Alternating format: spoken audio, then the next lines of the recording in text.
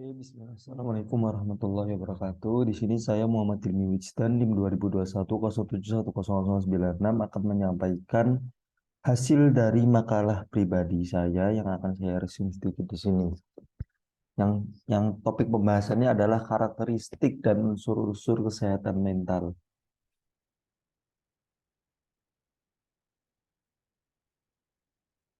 Oke, yang pertama adalah karakteristik dari kesehatan mental.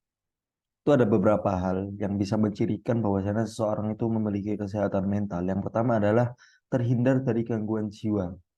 Ya, gangguan kejiwaan di sini tuh bentuknya ada dua sebenarnya. Itu adalah gangguan jiwa yang gangguan jiwa, dan yang kedua adalah penyakit jiwa. Ya, istilahnya simpelnya, sederhananya adalah ketika seseorang memiliki gangguan jiwa, dia masih bisa berada pada kehidupan yang normal meskipun dia memiliki gangguan di situ. Ya, sedangkan seseorang yang memiliki penyakit kejiwaan, nah itu sudah susah karena dia sudah ya istilahnya seperti tidak hidup pada realitas yang ada, seperti itu. Yang kedua adalah mampu menyesuaikan diri. Bukti seseorang memiliki kesehatan mental yang baik adalah dia mampu menyesuaikan diri dengan lingkungan karena dia mampu menyelesaikan permasalahan yang dia hadapi, seperti itu. Dan ketika seorang telah mampu menyelesaikan permasalahan yang dihadapi, maka dia pasti akan mampu menyesuaikan diri. Hal yang selanjutnya adalah mampu memanfaatkan potensi secara maksimal.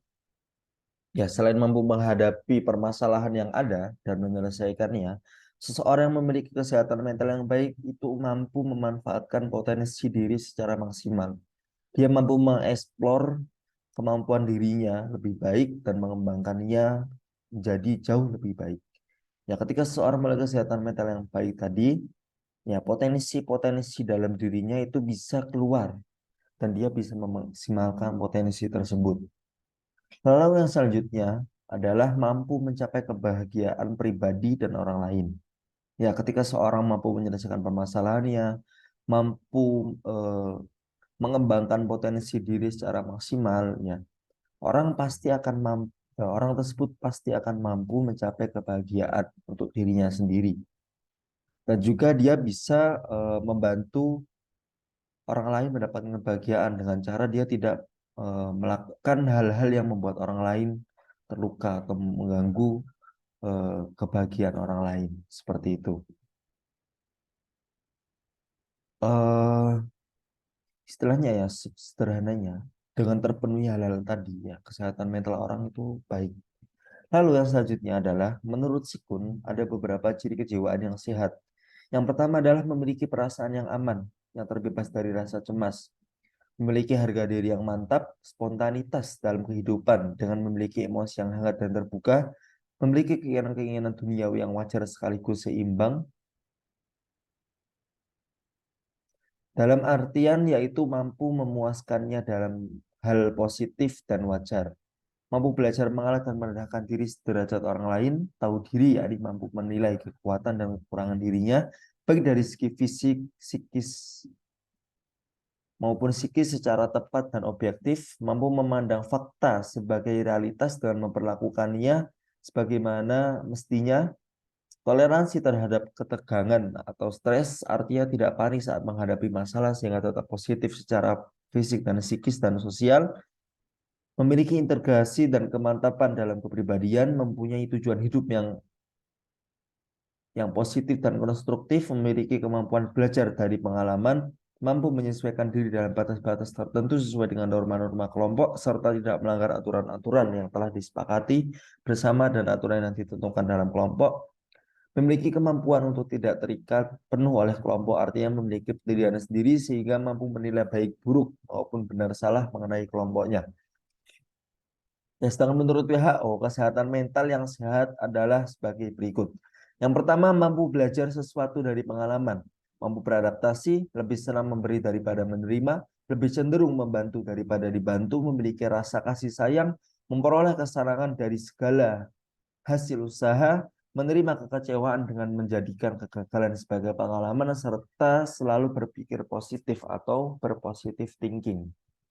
Itu yang pertama, yaitu adalah karakteristik dari kesehatan mental.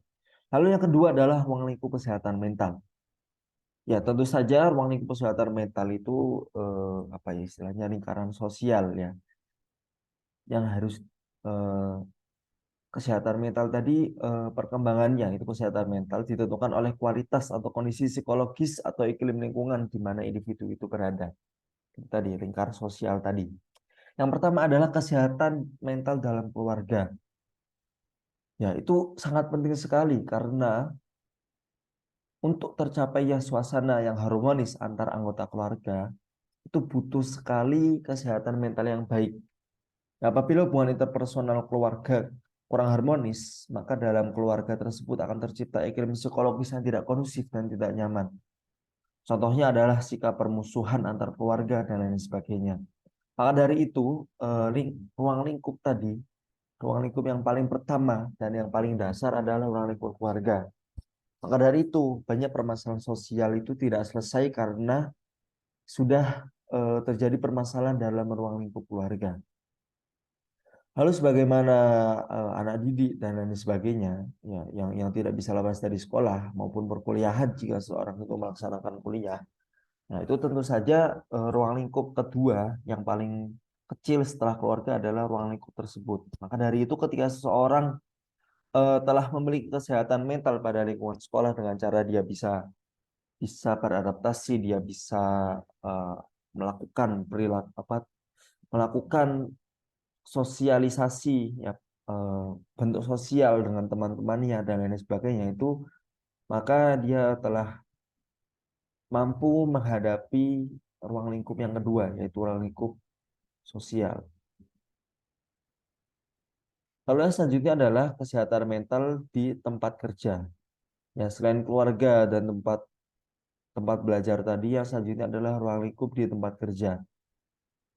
Ya, tentu saja sangat penting sekali karena tiap orang pasti melakukan sebuah pekerjaan, terutama ya orang tua untuk mencari nafkah dan juga persaingan bisnis dan lain sebagainya.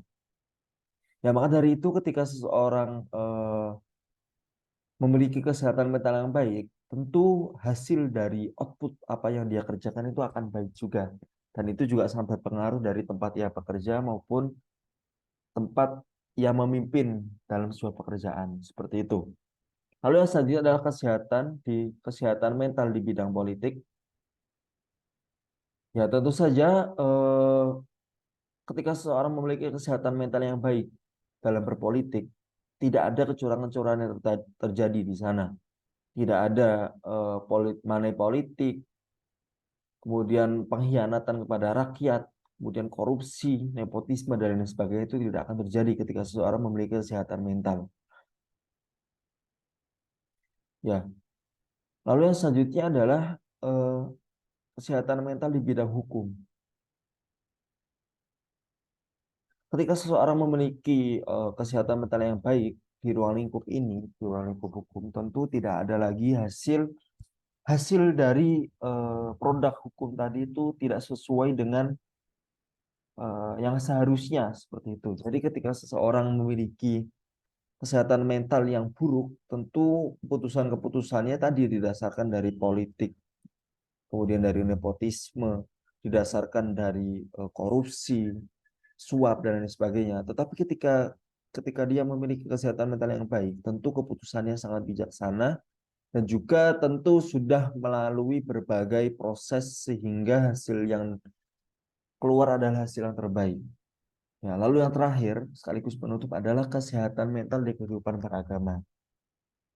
Ya, sebagaimana yang sudah berjalan bertahun-tahun bahkan berabad-abad, eh, kehidupan beragama seseorang itu sangat berpengaruh sekali dengan mental seseorang karena hasil dari keagamaan yang baik adalah seseorang memiliki kesehatan mental yang baik. Seperti itu. Apapun agamanya, terutama agama Islam yang sangat mengatur hal tersebut.